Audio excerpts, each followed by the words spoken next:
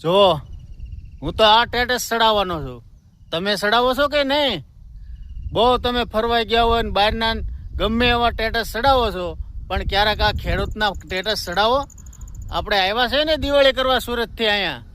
આ જુઓ તમે આ ખેડૂતની હોળી. આપણે સુરતમાં ખાલી એક કોઈની યારે ગાડી ભટકાણીને એક ગાડીનું ઇન્ડિકેટર તૂટ્યું હોય ને ત્યાં એ 100 રૂપિયા હાટો આપણે બથોબથ રોડ માથે આવી જવી છે. પણ આ આવડી નુકસાની થઈ એનું શું? જો તમારી નજર સામે છે. જ્યારે મેળવવાનો પાક હતો ને ત્યાં જ પાણી ફરી વળ્યું.